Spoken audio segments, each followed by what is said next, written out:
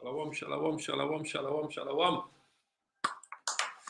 First, I want to give all the praises and the glory to Yahweh, Bahasham, Yahweh Shai, Bahasham, Rakah, Kwadash.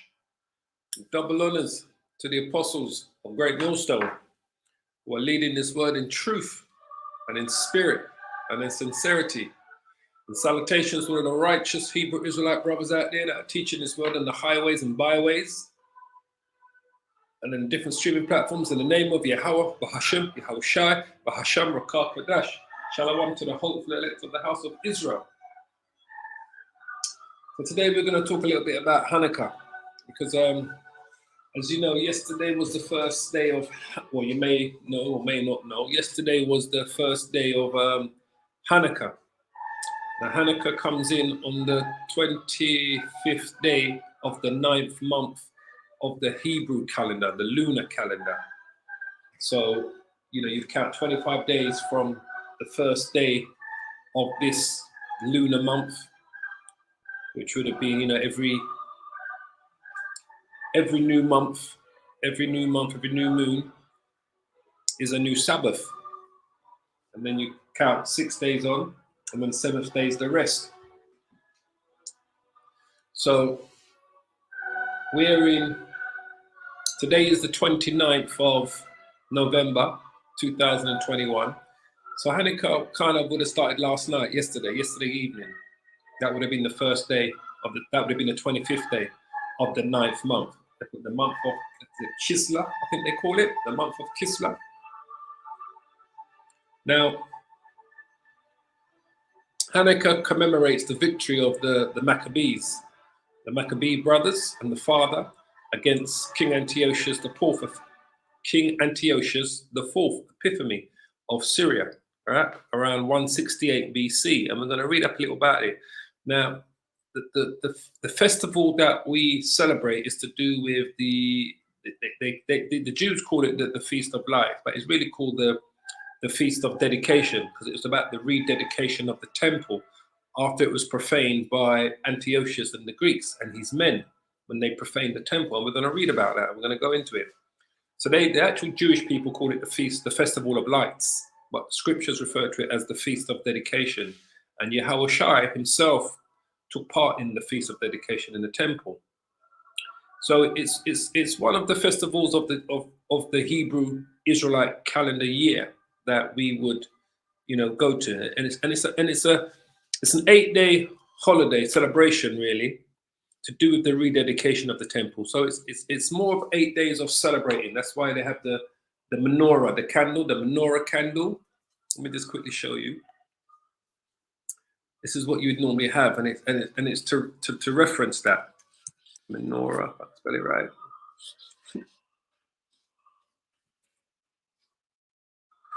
Menorah is E. Always do that. So the menorah is like, as you can see, it will have 9. Let's quickly show you it. So this is how you would kind of commemorate it, celebrate it. You have the 1, 2, 3, 4, 5, yeah, 9. Not the one with the Jewish star, but I don't like to see that one with the star. I'm trying to get one without a star. I don't like to see the one with the star because we're not too sure about the star. Some people call it the Star of David, but we're not 100% sure that is the Star of David, because also you had they call it the Star of Molech, which was one of the gods of, I think, Ammon, that had the Star of Molech, which the wicked Israelites used to worship back in the northern kingdom when they was worshipping all those idol gods. And Molech was one of those gods, and it was called the Star of Molech. So we're not sure. Anyway, so this is, I don't want to go off topic. This is the menorah that represents the Feast of Dedication. So the way how it works, you would take the middle candle to light each candle for every day of the Feast of Dedication, which is the rededication of the temple, which is Hanukkah. So you take the middle candle here.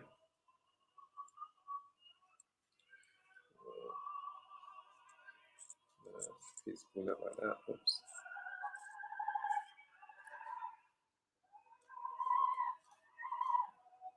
You take this middle candle and you would use it to light up each candle for each day. So each day would represent one of the 8 days of the celebration for the rededication of the temple.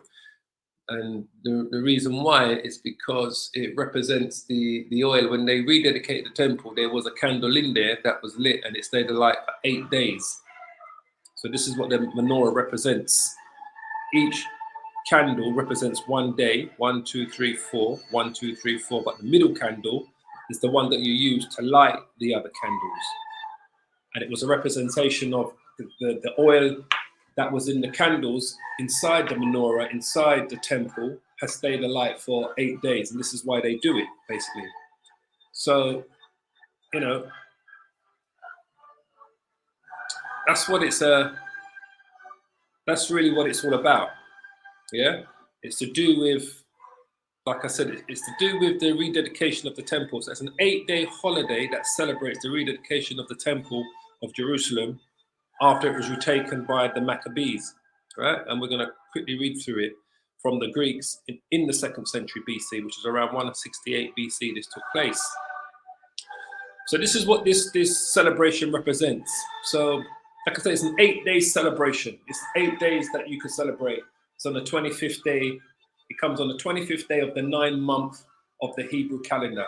So yesterday was the 25th day. Yesterday's sunset, which was the 28th of November. So from sunset yesterday was the beginning of the 25th day of the month of, I think they call it Kislev, which is the 9th month, which is the 9th month. So that's the 9th month of the Hebrew calendar based on the lunar calendar, right? The new moon calendar. So we're into the second day of the festival. We're into the second day of the feast of dedication of the festival for Hanukkah. So this will be the second day now because we've gone into sunset now, which happened around 4 o'clock today in the United Kingdom. So we've gone into the second day of the 8-day celebration. So, you know, for those of you that want to do it, you can do it. You can light a candle for each day to represent each day of the feast of dedication. Yesterday was the first day. Today's the second day. So, you know, if you want to do it, you can do it. You don't have to have a menorah. I'm just saying that if you've got a menorah at home, fine, you can do it. But you could just light a candle for each day to remind you what we are celebrating. And we're going to talk about what it is that we are celebrating. We're going to go through it in the scriptures here. From what our forefathers went through and what they had to do to win back the temple, Solomon's temple, from the Greeks. So, like I said, this took place around 168 BC, and the Greeks that controlled it was the Seleucid Empire under Antiochus IV Epiphanes. Right, it was under his rulership that they profaned the temple. So, I say again, you can take part in this. You know, we're not telling you, you've got to do this. No. This is not like when I think about that, the Day of Atonement or the Passover. This is an 8-day celebration. You can read the scriptures that I'm going to show you, that we're going to go through, and that you could read a bit more into it, you know, in the book of Maccabees to get a bit more understanding what this is all about. And this goes back to, you know, what we spoke about, because this feast of dedication is spoken of about inside in the New Testament. Yahushua went to it. Let me quickly show you before we go into the Apocrypha. So in the book of John, to show you that this is. So you'll see the so-called small hats celebrating this. So you'll see them having their fireworks and their parties and their feasts. You're going to see all the small hats, you know, the so-called Jews celebrating Hanukkah. You know, even though they're not as we all know, they're not the Jews of the Bible, they're not the Israelites. But you will see these small hats celebrating Hanukkah for the next 8 days. All right, you will see it. Just in case you wonder why they're buying up all of this food and where all these fireworks coming from. This is where it's happening. You're going to see the small hats will be out there. They're going to have fireworks displays. They'll have food festivals. They'll have, you know, parties or whatever at their houses and get-togethers and big, you know, it's like their kind of Christmas, the small hats. But it's not a Christmas celebration. You see, the pagans are getting ready to celebrate Christmas, but this is not about Christmas, you know. So let's just quickly go into this. John chapter 10, verse 20. Yeah, we'll go straight to the point. Let's see here. John chapter 10, verse 22. And it was at Jerusalem, the feast of the dedication, and it was winter. This is once again for you to understand that we know that the new moon calendar is the true calendar based on the new moon, right? Because the feast of dedication was at winter, and are we not in winter now? We are in winter now, all right? Get outside, it's frazzle.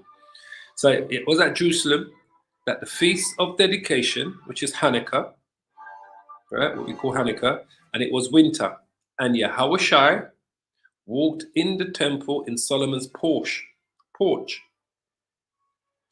Then came the Jews round about him and said unto him, How long dost thou make us to doubt?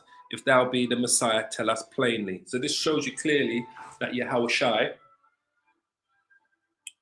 celebrated the Feast of Dedication. He went into Solomon's temple to take part in the Feast of Dedication. So for those of you that keep on saying that, the Apocrypha is not the book, not the word of the Lord, it's not the word of the Most High, it's not the word of Yahushua, it's not the word of the prophets. Well, I'm showing you right here that Yahushua, who the world ignorantly calls Jesus Christ, went and took part in the Feast of Dedication. You see? He went to Solomon's temple and he played a part. He wouldn't have gone in there if it was some unholy paganism or some fable story that happened 200 years, roughly 200 years before he did this, walked into the temple. Because this took place, when I say the Maccabees war with Antiochus took place in the 2nd century BC, around 170, 168 BC. And this is now, Yahushua is probably about the age of probably 30 when he's gone into the temple here. So it's roughly 200 years later, and he's taken part in the Feast of Dedication, which, how do we know about it? Through the Apocrypha, through the book of Maccabees. Now, let's go to Maccabees, and let's go to where we want to be, right? First Maccabees. First Maccabees. Okay, let's go to First Maccabees. So this is what led up to the wars that the Maccabees had with the Greeks, with the Seleucid Empire of Antiochus, which led up to the rededication of the temple, right? Where we get Hanukkah from. So let's just go. We don't want to go.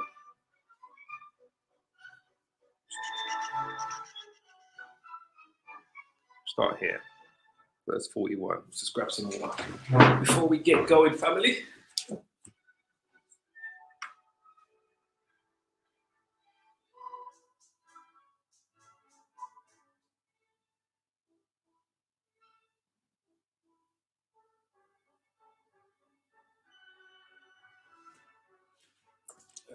Let's get this going. Okay, so First Maccabees. Right. So this is what leads up to the wars that the Greeks had with the Israelites, the Seleucid Empire, in particular with the Israelites, which in particular with the Maccabees family themselves, who started this guerrilla warfare against the Greeks. So it says here, moreover, First Maccabees chapter 1, verse 41. Moreover, King Antiochus wrote to his people, wrote to his whole kingdom, that all should be one people. Kind of what you see going on today, right? They're trying to do this new world order, all should be one people. This is what it all goes back to. This new world order stuff, this globalization, this one religion, this one army, this one, political party and so forth. This all one rulership, centralized rulership from one place, it all goes back to the Greeks, to the Antiochus. This is what they try to do. No different what you see them trying to do now. So when you hear them talking about these lockdowns and the Great Reset and, the vaccination that they wanted to take, that's going to lead you to the mark of the beast. It all goes back to this time here, where Antiochus tried to establish his new world order, this one world rulership, just so you understand. I don't want to go off topic because we're talking about Hanukkah. So he says that all should be one people. So this is what he wanted to do to Israel.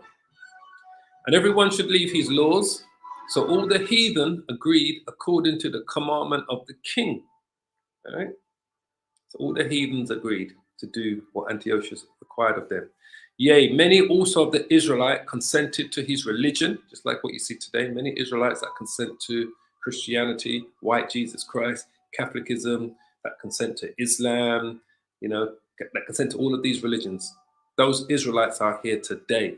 And these are those same people that consented to the religion of the Greeks, this new one world order back then under Antiochus, are here today, consenting to white Jesus, consenting to Islam, Buddhism, and all these other religions that Esau has manifested for our people.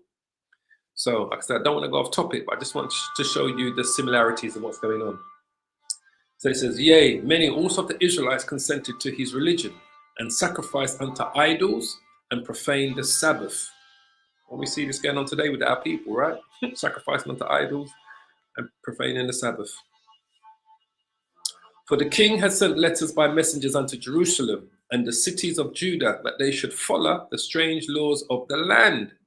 No different what Antiochus did back then. They're doing today to our people. No different. Just so you understand, family, there's no new thing under the sun. It says, and he forbid the burnt offerings and sacrifice and drink offerings in the temple, that they should profane the Sabbath and the festival days. And we always talk about the famine of the word, that's going to happen. That at some point they're going to forbid us from reading the scriptures on the highways and byways, that they're going to outlaw it, or they're going to say you're going to have to sign up to be some part of some government, registered list of preachers for you to preach on the highways and byways. They're going to do it very soon. Trust me, this is coming. The scripture says there's going to be a famine of the word, right? So there's nothing new under the sun. I don't want to go off topic, but as you can see, the same things that Antiochus did back then, the same people, the Edomites that are here today, that rule the world, same people are here today in the reincarnation. So it says, and he forbid the burnt offerings, sacrifice, and drink offerings in the temple, in Solomon's temple. He forbid that. Antiochus forbid the Israelites from doing their daily sacrifices, their burnt offerings to the Most High, their drink offerings to the Most High, to Yahweh Hashem Yahushai. He forbidden it, right? He had forbid it. And that they should profane the Sabbaths and the festival days. So they wanted us to profane our Sabbaths and our high holy days, right? And pollute the sanctuary and the holy people. You see? They knew. See, back then they knew exactly we are the holy people. Now, when we say that we are the holy people, the elites know who we are. The elites of Esau know that we are the holy people. But your everyday Edomite doesn't know that we are the holy people. But they know something is not right. But the elites know who we are. So, you're going to see them try to do these same things today with, them putting in agent provocateurs in camps amongst us to try to get us to do profane things and things against our beliefs and, all sorts of things. They're going to start trying to tie third parties to us. And I don't want to go off topic, but I say again, there's no new thing under the sun. So they wanted the Israelites to pollute the sanctuary and the holy temple. This is what Antiochus required of us back then. And to set up altars and groves and chapels of idols and sacrifice. See that? Swine's flesh and unclean beast. This is what he wanted Israel to do. Now, this was prophesied in Daniel. When I spoke about this before, and I told you that, and I said I'm going to do a breakdown of Daniel 11, which I am going to do this week. I'll do a full breakdown of Daniel 11 because I've told you before, I know I spoke about this the other day, that Daniel 11 has already happened. The prophecies of Daniel 11 have already taken part. So what you see here going on here with the Greeks and Antiochus and the Israelites was prophesied in the book of Daniel 11. All right. So quickly show you it.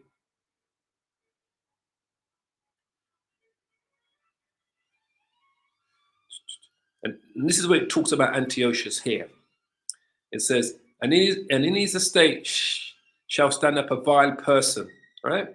To whom they shall not give the honor of the kingdom, but shall come in peacefully and obtain the kingdom by flatteries, right? This is Antiochus Epiphanes.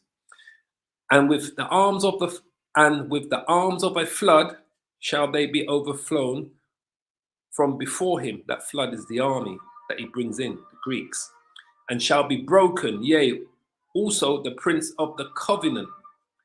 And after the league made with him, he shall work deceitfully, for he shall come up and shall become strong with a small people. So this is what's in Daniel's 11 is prophesied about what's going on. Just want to go straight to the precept I want to go to. Hold on, family. I've got to open up my scriptures and I know exactly where the precept is I need to go to.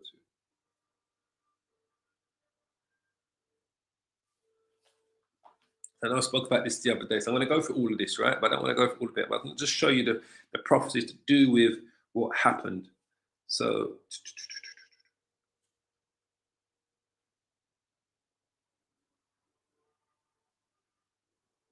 it says here, for the ships of Chittim, these are the Romans, shall come against him, shall come against Antiochus, all right? Because the Israelites had made a league with the Romans, and that's also in the book of Maccabees, right? They had made a league with the Romans, like a agreement with the Romans that if we're attacked by someone, the Romans will come in to defend us, all right? And I'll show you that. That was a letter that was sent between the high priests, I forget which one it was, one of the brothers of the Maccabees that made this league of agreement with the Romans. So I'm going to break down Daniel 11 later on this week. So when it says there, for the ships of Shittim shall come against him, came against Antiochus, therefore he shall be grieved and return and have indignation against who? Against the holy covenant. This is where all this wickedness comes into play, right? Because he had indignation against the children of Israel when he realized who our backers were. I mean, our backer is the Most High. Our people knew that the Most High was our backer, Yahweh Bashim Yahweh Shai.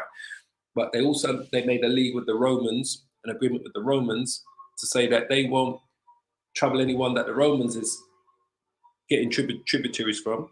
And also, we know we were giving tributaries to the Romans, and the Romans will come and back us if anyone tried to take us down. Right? So this made Antiochus mad when he found out. The ships of Chittim are the Romans, right?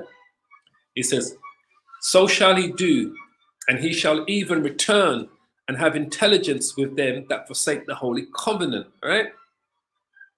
And this is when we spoke about here, when it says, yeah, those Israelites that were willing to do and take on these new religions. That's Antiochus, when it says that he has intelligence that with them that they forsake the holy covenant, because he was working with some of our people on the inside to do this profane act in the temple, all right, to desecrate the temple. So it says here, so this is the prophecy. I'm showing you the prophecy of what the Maccabees went through and what Antiochus did, right? Hundreds of years before it happened. Because remember, Daniel was in captivity under the Babylonians then, all right? Around 600 BC, 580, 590 BC. Around that time, he was taken into captivity around 590 BC. And they was in captivity for 70 years, right? So this is the prophecy that Daniel wrote that was going to happen to Israel later on, which we're going through here in the book of Maccabees. So it says, and arms shall stand on his part, and they shall what? And they shall pollute the sanctuary of strength, and shall take away the daily sacrifice, and they shall place the abomination that maketh desolate. As such as do wickedly against the covenant shall he corrupt by flatteries, right? So the Israelites that went in bed with Antiochus, that made an agreement with him, the wicked Israelites, right? They were corrupt. So it says, as such as do wickedly against the covenant shall he corrupt by flatteries. But the people that do know their power shall be strong and do exploits. So who are the people that knew their power? The Maccabees, Matthias and his sons. So this is the prophecy about what the Maccabees were going to go through roughly 300 years, 400 years later, roughly 400 years later, this is what the Maccabees was going to go through. This is what Hanukkah is all about. But all I'm showing you here is the prophecy in the book of Daniel that prophesied about the book of Maccabees. Because the Maccabees happened something like 400 years after the Babylonian captivity, after Daniel wrote these prophecies. So it goes back to what I said last week. The book of Daniel chapter 11, it's all happened. All those prophecies in the book, all the prophecies in the book of Daniel chapter 11 have already been fulfilled. But we will go through the full book of it later this week. So keep tuned. So anyway, so what Daniel prophesies is what you see here. This is how they profane the sanctuary, right? They set up altars and groves and chapels of idols and sacrifice swine's flesh and unclean beasts. This is what Antiochus and his men did. What Daniel prophesies about. That they should also leave their children uncircumcised. This is what they wanted us to do. And make their souls abominable with all manner, see that, of uncleanness and profanation. This is what they were forcing on the Israelites. And remember, they were wicked Israelites that made league with Antiochus, that shook his hand and said, yeah, we're going to eat the pork, we're going to do this, we're going to worship your gods. You can set up your idols and your groves inside the temple, and that went into partnership with him. You understand? Those wicked Israelites are here today, masquerading as your pastors and your preachers in your Christian, in your Catholic, Protestant, Seventh-day Adventist, Jehovah's Witness, Church of Latter-day Saints, and Black Pentecostal churches. That's where they are today. Just so you understand. They're not gone anywhere. They're here today in the reincarnation. So this is what he was forcing on the Israelites. It says, to the end that they might forget the law and change all the ordinances. Ain't that what the churches want to do? The churches today say to you, forget the laws, commandments, and statutes. They're all being done away with.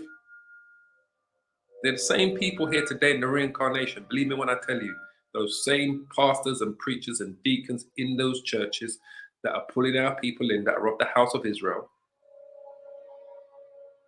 are telling you the exact same thing today, to forget the law, because Jesus, right? Jesus died for our sins, so we all can live by grace. So they go into the book of Acts chapter 10 and say, oh, you can eat anything you want, because when Peter saw the blanket with all the food on it, he said, I've never eaten anything unclean, which is clean, and and they say, oh, you can eat anything you want, the book of Acts chapter 10, and they don't understand a single scripture in the book of Acts chapter 10. I don't want to go off point because we're talking about Hanukkah, but I'm just trying to show you that they are here today. Everyone's here. The Lord is getting ready, man. All the pieces are being laid out. So anyway, so the Israelites, the wicked Israelites back then, they were working with Antiochus, and they said to the end that they might forget the law. They wanted you to forget the laws, commandments, and statutes, and they want you to change all your ordinances, all your high holy days, and give you something else to worship.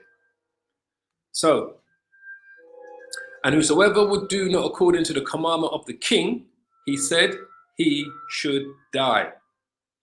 And we do talk about, the scripture tells us that in the book of Revelations, that the Lord says that some of us will be thrown into prison, but hold that fast until the end. Could you read it out? Because some of you would die. Well, we're here today as well. We, the prophets and that were back then, the men of Israel that fought against Antiochus, we're here today as well, preaching the word on the highways and byways. Yeah? Revelations chapter 2 verse 10. So this is a prophecy. Yahushua says this. It says, fear none of those things which thou shalt suffer. Behold, the devil, just Esau, the Edomites, shall cast some of you into prison, that ye may be tried, and ye shall have tribulation 10 days, period of time. Be thou faithful unto death, and I will give thee a crown of life. You understand? He that hasn't ear, let him hear what the Spirit says unto the churches. He that overcometh shall not be hurt of the second death. What's the second death? To destruction, right? The nuclear war. So I'm just trying to show you that even us, ones that fought against Antiochus back then, are here today as well. Because the Lord says some of us are going to die in this truth. before he comes in these last days, because Esau is going to show his teeth. It tells you, right? Revelations 12 and so forth, right? Don't want to go off topic, but I'm just trying to show you the correlation between then and now. It says, and whosoever would not do according to the commandment of the king, he said he should die. We believe that Joe Biden is Antiochus Epiphanes in the reincarnation today. That's what we believe, that he comes in like Antiochus. We believe that Trump is Nero, Emperor Nero in the reincarnation. And we believe that Biden is Antiochus in the reincarnation. So anyway, he says, and in that self-same manner wrote he to his whole kingdom, and appointed overseers over all the people, commanding the cities of Judah to sacrifice city by city. And we see that today, right? Our overseers today are our so-called black politicians, you know, whether they're senators or congressmen, whether they're members of parliament in Britain. Those are our overseers today, trying to convince us to do all these things, you know, to try to convince you to take the jab. It says, then many of the people were gathered unto them, to wit, everyone that forsook the law. And so they committed evils in the land. So many of them were gathered unto Antiochus, and they forsook the law, and they were quite happy to sacrifice pigs in the temple, eat the pork. They was quite happy to desecrate the high holy days and worship idols and set up altars and groves in the temple. They were quite happy to stop circumcising their children. Many of the people were gathered unto them, unto Antiochus, unto the Greeks, to wit, everyone that forsook the law. And so they committed evils in the land. All right? So this is what led up to, and drove the Israelites into secret places, even whatsoever they could flee for succor. And then you had those that had to flee because of what was going on, because of the evils that was happening in the land, because of those wicked Israelites that were joining hand in hand with the Greeks. So then you had the Israelites, the righteous Israelites, that fled into secret places, right? And even wheresoever they could flee for succor, right? Take cover, to hide out. It says, now the 15th day of the month, Keslu, in the 145th year, they set up the abomination of the desolation upon the altar, and builded an idol altars, and builded idol altars throughout the cities of Judah on every side. And this is the month of Keslu, the 9th month, I believe, is the month of Keslu. All right. So this is where the abominations was going on the 15th day of the month of Keslu, in the 145th year, they set up an abomination of desolation upon the altar and builded idols throughout. So that goes back to what I read earlier. The prophecies that Daniel says. And arms shall stand on his part, and they shall what? And they shall pollute the sanctuary of strength, and shall take away the daily sacrifice, and they shall place the abomination that maketh desolate. Daniel prophesied that.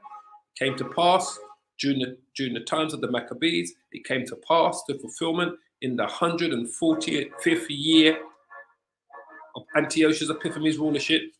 They set up the abomination of the desolation upon the altar, and builded the idol altars throughout the cities of Judah on every side. I remember I was talking about that the other day, but I said those Christians ain't got a clue what the Bible says, because that Christian pastor was telling us that Daniel chapter 11 was still to be fulfilled. They haven't got a clue, Christians. They ain't got a clue. The Most High is not dealing with them. The Holy Spirit's not dealing with them. So, and they burn incense at the door of their houses and in the streets. All right. And when they had rent in pieces the books of the law, so now they're tearing in pieces. So now they're grabbing the scriptures. So how wicked they were. They're grabbing the scriptures and they're tearing it in pieces. So now when they had rent in pieces the books of the law, which they found, they burnt them with fire. And you know they're going to try and do this today. This is why everything's going digital. All books are going digital today. They want to get rid of this, because once they print something, they can't change it. But anything digital, any kind of digital book that you print, you can change it at any point. Any point you can change what's in it.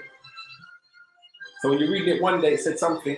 Then when you go into digital book another day, it says something else. After it's had its update, its security updates of patches, it's changed what's in the book. But I'm just trying to show you that when it talks about the famine of the word, it's coming again. It's coming again. So this is what Antiochus was doing. So now they were tearing in pieces the books of the law, the scriptures, which they found. They burnt them with fire. That's what these devils did. And whosoever was found with any of the book of the testaments, or with any committed to the law, the king's commandment was that they should be put him to death. And I said again, this is going to happen again. The famine of the word. They're going to outlaw the Bible. They're going to outlaw the scriptures. They're going to somehow demonize the men that preach this word, because they're going to reclassify it in this, what they like to do, the new Christian Testament or the new Christian Bible that includes all this, what they call diversity and inclusion. So it'll include homosexuals will be part of the Bible, or they'll be accepted in the new Bible. You know what I'm saying? All these things that they want to accept now, they're not going to allow it because the Bible says that all those things are abomination. So I'm just showing you that what you saw happen back then is going to happen again. But I don't want to go off topic because we're talking about Hanukkah. Anyway, so they said the king said they should put them to death. All right. Thus did they, by their authority, unto the Israelites every month, to as many as was found in the cities. So it was hunting us and putting us to death. Anyone that was following the law, circumcising your children, trying to do any, to commemorate any high holy days, anything to do with the scriptures, they was coming and hunting you and putting you to death. Israel. This is Esau. Now, the 25th day of the month, they did sacrifice upon the idol altar, which was upon the altar of the Most High. That's what the devils did. They sacrificed on the idol altar on the 25th month, the 25th day of that month. They made a massive sacrifice on the altar to make a point. So, at which time, according to the commandment, they put to death certain women that had caused their children to be circumcised. You know what I'm saying? They was rounding them up, killing them. And they hanged, so you understand, they hanged the infants about their necks and rifled their houses and slew them that circumcised their children. See? And slew them that had circumcised them. So they were hanging our infants. So when we tell you about Esau and what they was doing to us during the lynchings, hanging our children, hanging our wives, our brothers, our fathers, our grandfathers, they were doing all of that through lynching. They was lynching us. They was hanging us. You tell me this ain't the same people that came back in the reincarnation during the transatlantic slave trade. These are the same people. These are the same Edomites that are here and that are here today. So this is what they did. They hanged our infants about their necks and rifled their houses and slew them that had circumcised them. So this is why I say it's a good thing to commemorate this day. Howbeit, many in Israel were fully resolved and confirmed in themselves not to eat any unclean thing. And that's what we are. We are very resolved. So anyway, so let's jump to chapter 2, because I could spend all day on this. So this is when the revolt took place now. The rebellion took place now, all right? This is where the rebellion took place. It says, in those days arose Matthias, the son of John, the son of Simeon, a priest of the sons of Joreb, right? So Matthias, they were from the tribe of Levi, because they was the sons of a priest, right? The son of John, the son of Simeon, a priest of the sons of Joreb from Jerusalem. So the only people that were allowed to be priests, that were priests back in those days, were from the tribe of Levi. So this is how we're able to ascertain that Matthias and the Maccabees were all Levites, right? Him and his sons, because that's where he descended from the sons of priests, right? And from Jerusalem, and they dwelt in Modin. So Matthias is the father, and he had 5 sons. Joanna, called Cadius, Simon, called Thassaeus, Judas, who was called Maccabeus. So Judas was the one that was actually given the name Maccabeus because he was the most militant out of all of the five sons and the most had the most military skills of guerrilla warfare. So this is where they get the name from. Maccabees came from the son Judas, not from the father Matthias, but from his son Judas, which I believe was one of them. I'm not sure if he was the eldest or the second eldest son, Judas. All right. So that's where the word Maccabeus comes from, which I believe it means hammer. The hammer, because this brother did not ramp. So Eliezer was called Avaram, and Jonathan, whose surname was Aphius. So those are Matthias' five sons. And when he saw the blasphemies that were committed in Judah and Jerusalem, when they saw what was going on, all of these abominations, idolatry, the abomination that they did on the altar, he said, "Woe is me, wherefore was I born to see this misery of my people and of the holy city, and to dwell there, when it was delivered into the hand of the enemy, and the sanctuary, which is the temple, into the hand of strangers." And these are the actual heathen strangers, the Greeks. Her temple is become as a man without glory. Her glorious vessels are carried away into captivity. Her infants are slain in the streets.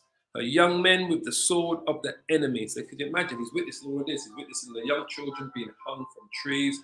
He's witnessing the young men being slain and left for dead in the streets. He's witnessing the women being raped and murdered.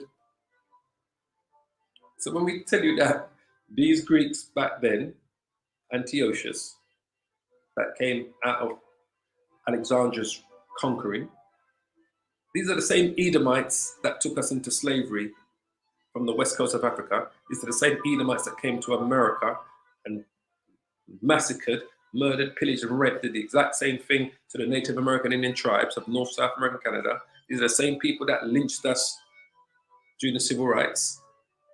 These are the same people that oppressed us and continues to oppress us today and incarcerated us. These are the same people here today in the reincarnation. They're just doing the same things that they did to our people back then.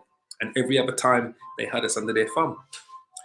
So it says, her glorious vessels were carried away into captivity. Her infants are slain in the streets. Her young men with the sword of the enemy. All right? So all that was going on. This is what Hanukkah is all about, family. This is what it's all about. It says, what nation has not had a part in her kingdom and gotten of her spoils? So when we tell you that all of these nations have played a part in our captivity, when we read out Psalms 83, all have become confederate against thee. All these nations have played a part in our destruction at some time, some point in time. They've all played a part. But Esau has been our main and our most vile oppressor, are the Edomites. But she says, what nation has not had a part in her kingdom? The kingdom of heaven, the Israelites. The kingdom of Yasharallah, and gotten of her spoils. It says, all her ornaments are taken away of a free woman. She has become a bond slave. Did we not become a bond slave during the transatlantic trade? But this is talking about the Greeks, though. I'm just trying to show you that nothing changed for us. We have become a bond slave under these people. But this happened under the Greeks, under Antiochus Epiphanes, the Seleucid Empire, and also under the Ptolemies. The Ptolemies was down in Egypt, the Seleucid was up in Syria. And we was right in the middle of both of those two empires. And Daniel chapter 11 is about those two empires fighting against each other and fighting over Israel. Just so you understand. Because one was to the north and one was to the south of Israel. It says, and behold, our sanctuary, even our beauty and our glory is laid waste, and the Gentiles have profaned it. Prophesied in Daniel chapter 11. Can't say it enough. To what end, therefore, shall we live any longer? That's how bad it was for us back then. Then Matthias, which is the father of the five sons of Judas, Alphaeus, Simon. Then Matthias and his sons rent their clothes and put on sackcloth and mourned very sore. In the meanwhile, the king's officers, such as compelled the people to revolt, came into the city of Modin to make them sacrifice. And when many of Israel came unto them, Matthias also and his son came together. So Matthias came unto the king along with these Israelites that was coming to because Matthias was coming in pretense. He wasn't coming to sacrifice any others. He was coming to see which of these Israelites actually was going to take part in this and who was going to lead them. So he was coming under cover, pretending that he was part of that ship. He says, then answered the king's officers, which is Antiochus's officers, and said to Matthias, on this wise, thou art a ruler, because he knew that Matthias was big in Israel, right? It was well respected in Israel, well known, well big, Matthias and his 5 sons. He says, thou art a ruler and an honorable and a great man in this city, and strengthened with sons and brethren. So they knew that Matthias was a bigwig in Israel as well. He says, now therefore, come thou first and fulfill the king's commandments. So they wanted Matthias to be one of the first men to come and eat the pig, do a sacrifice on the altar, to praise and worship an idol, do all these things that King Antiochus had commanded his men to get them to do in Israel. So he says, now therefore come thou first and fulfill the king's commandment. So they called Matthias first, right? Like as all the heathen have done, yea, and the men of Judah also, and such as remain at Jerusalem, so shalt thou and thy house be in the number of the king's friends, and thou and thy children shall be honored with silver and gold and many rewards.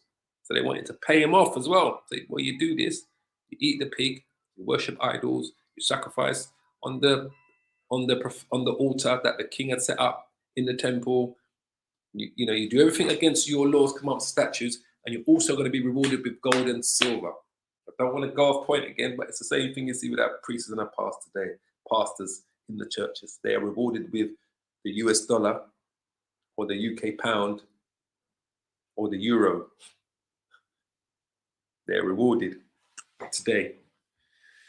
So they wanted to pay him off, and they wanted Matthias to commit abominable acts to convince his sons and all those people that looked up to him to do the same thing.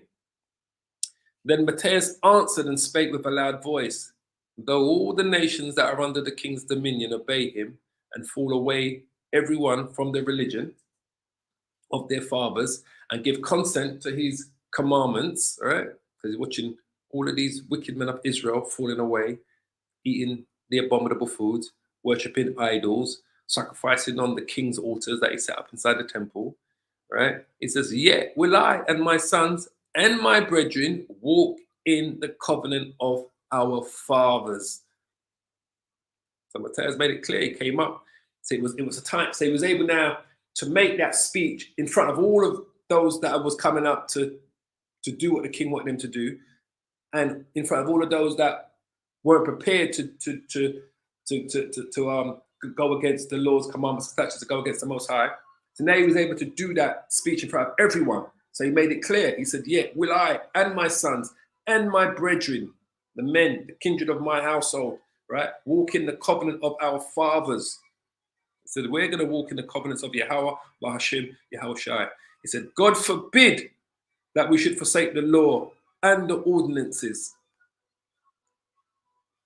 We will not hearken to the king's words to go from our religion, either on the right hand or on the left. All right.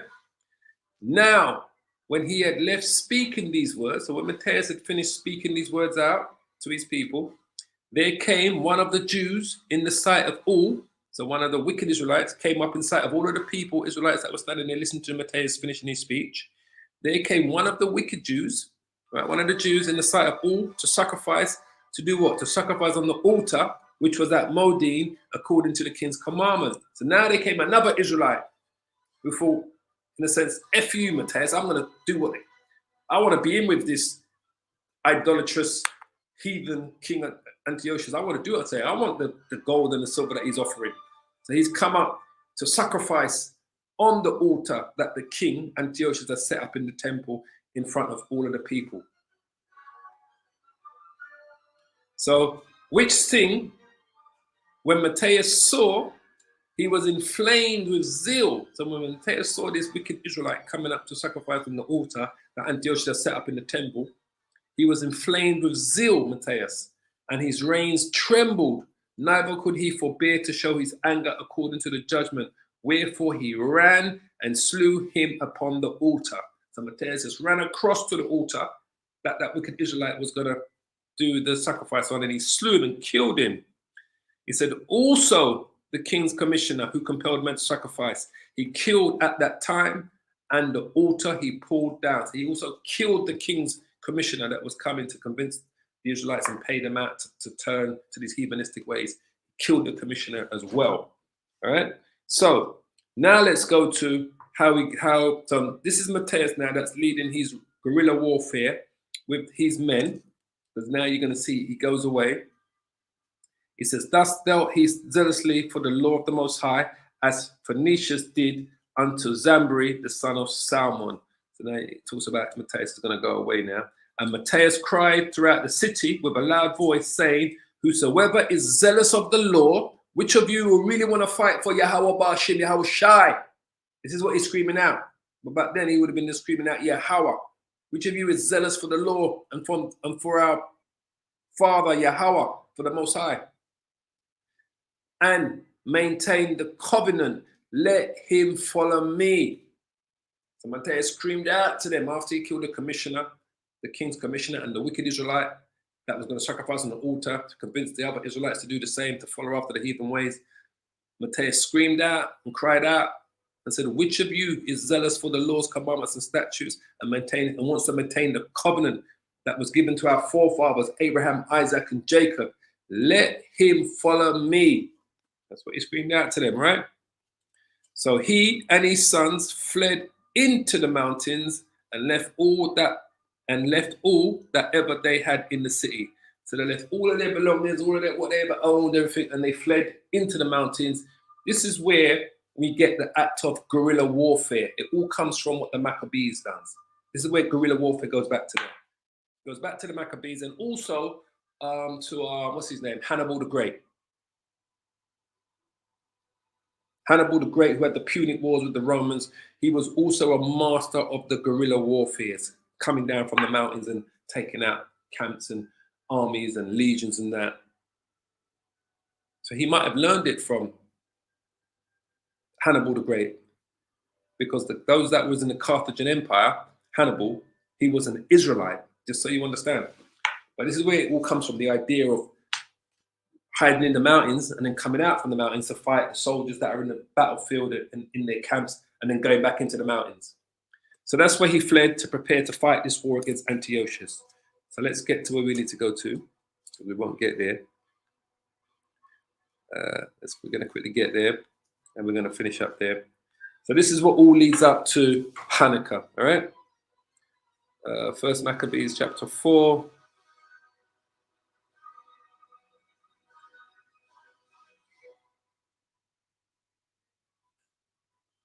We start here. Verse 33. Yeah, okay.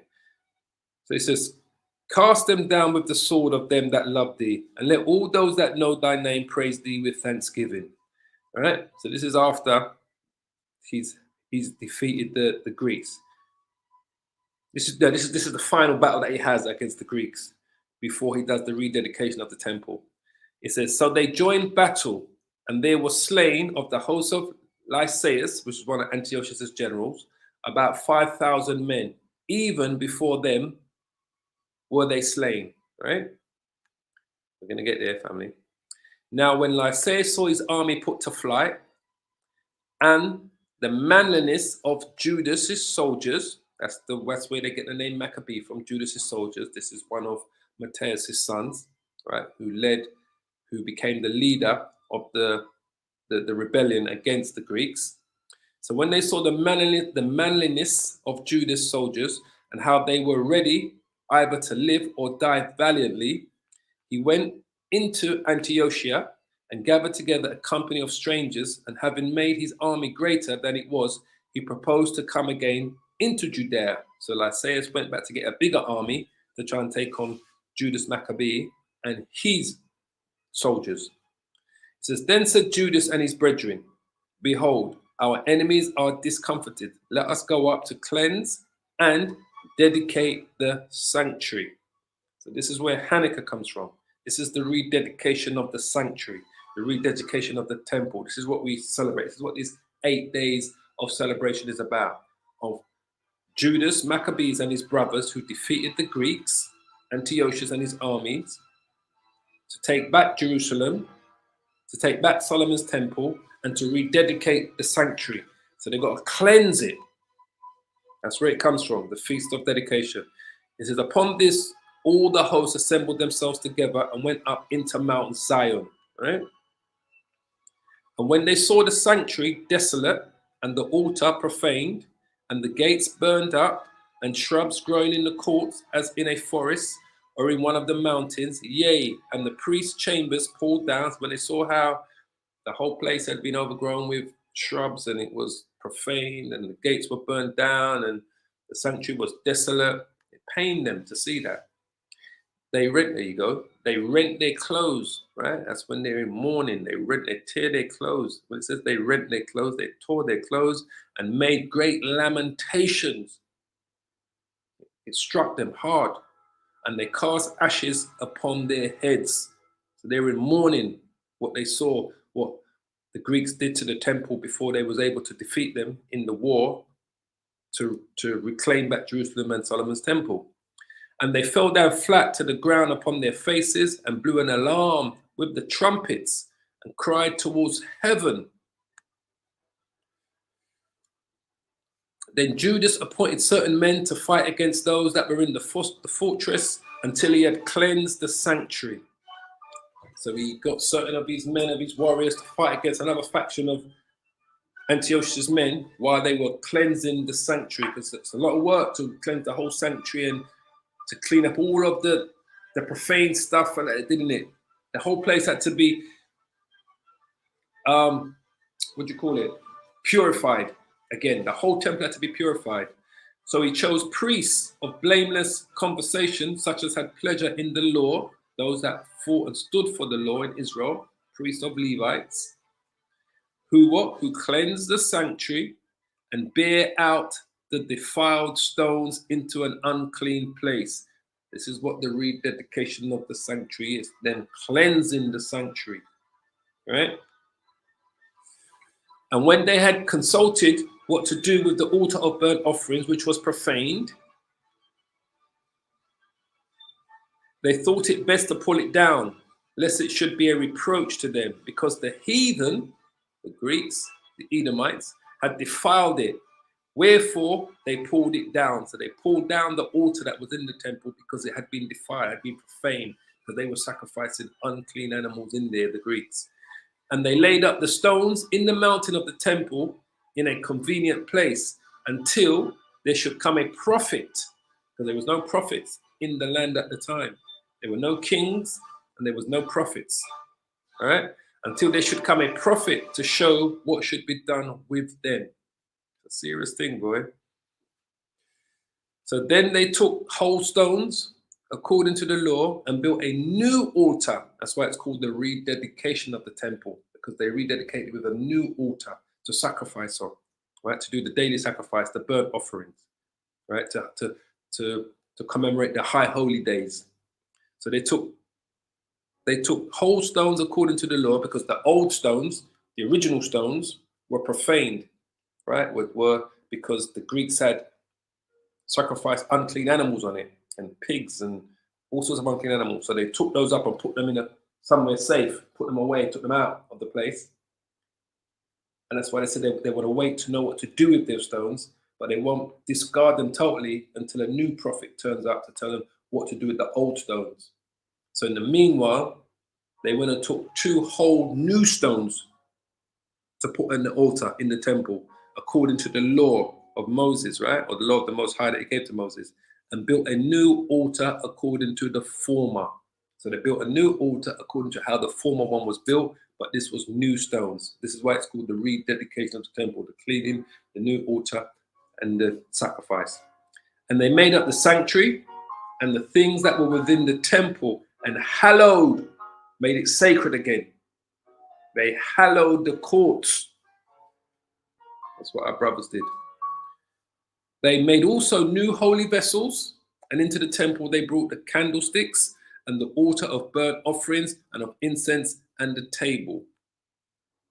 And upon the altar they burnt incense, and the lamps that were upon the candlesticks they lighted, and they might have light in the temple. So they lit the candlesticks was in there. Furthermore, they set up loaves upon the table and spread out the veils and finished all the works which they had begun to make. Now on the 25th day of the 9th month, which was last night, that was the 25th day of the 9th month, which is the month of Keslu. Yeah, it is the month of Keslu, which was last night. That was the 25th day, which is called the month of Keslu. In the 148th year, they rose up between times in the morning, because the temple was profaned exactly on the same day, on the 25th day of the 9th month, the year before. So it took them literally 12 months to take down those Greeks and to re-sanctify and hallow the temple and to rededicate the temple back to the Most High. It literally took them exactly 12 months, because Antiochus did those profane sacrifices on the 25th day of the 9th month of the year before. And they offered sacrifice according to the law upon the new altar of the burnt offerings which they had made. You see? So now they sacrificed clean animals to the Most High, rededicating the temple, the altar. It's been hallowed, been cleansed and cleaned. They rededicated it to the Most High, Solomon's temple. It says, look at what time and what day the heathen had profaned it, even in that it was dedicated with songs. Right? So they looked at what time and day the heathens did it. So they rededicated the temple on the exact same day that it was profaned. That's why it was did on the 25th day of the 9th month, because it was profaned by Antiochus and the Greeks and the Edomites on the 25th day of the 9th month of the year before the Maccabees, Matthias and his sons took down the Greeks. So it says, look at what time and what day the heathen had profaned it, even in that it was dedicated with songs and cisterns and harps and cymbals. That's why I say it's a time of celebration. You know, have a big feast, eat food, read Psalms, read the book of Maccabees, you know, get to understand the story of the Maccabees, the brothers, you know, read, you know, take the time and go through it, and, you know, and spend the next 8 days celebrating and giving praises to Yahweh Hashem Yahushai, and celebrate. It's a time of celebration for us as a people. All right. Then all the people fell upon their faces, worshiping, there you go, and praising the Most High of heaven, Yahweh Hashem Yahushai, who had given them good success, because they understood that their success came through the powers of the Most High. And so they kept the dedication of the altar 8 days. It's an 8-day celebration. The first day was yesterday. And offered burnt offerings with gladness, and sacrificed the sacrifice of deliverance and praise. Beautiful, beautiful story, boy. They decked also the forefront of the temple with crowns of gold and with shields, and the gates and the chambers they renewed and hanged doors upon them. All praise to Yahweh. I love this story, boy. Thus was there very great gladness amongst the people, for that the reproach of the heathen was put away. And the reproach of the heathen are going to be put away again. Moreover, Judas and his brethren with the whole congregation of Israel ordained that the days of the dedication of the altar should be kept in their seasons from year to year by the space of 8 days, from the 25th day, which is the 25th day of the month of Cassilus, with what? With mirth and gladness, with laughter, happiness, celebration, and gladness. That's why we celebrate this Hanukkah. This is what it's about. They made it a day. That's why Yahushua celebrated it, because it was in the Apocrypha. He knew about it. He understood about it. And that's why he went into the temple and played a part in it and celebrated it when he was alive. Because the Maccabees came and they said, we're going to make this from year to year, from season, that we should what? that the days of the dedication, which is the rededication of the temple, of the altar, should be kept in their seasons from year to year by the space of 8 days from the 25th day of the month Caslu with mirth and gladness. So this is what Hanukkah is all about. You can read Maccabees chapter 1. I mean, first Maccabees book all through, and and it's beautiful, the stories of the Maccabees and the things that they went through and that kind of thing. You get a little bit more understanding, but that is what Hanukkah's about. So if you want to take part in Hanukkah, today's the second day. It's another 7 days to go, as I say. So I'm not saying you have to. I'm just letting you know this is what it's about. So if you see those small hats running around town, filling up their trolleys with gifts and this and presents and foods and wines, whatever, is because they're getting ready to celebrate our feast of dedication, as every other thing that they stole from us.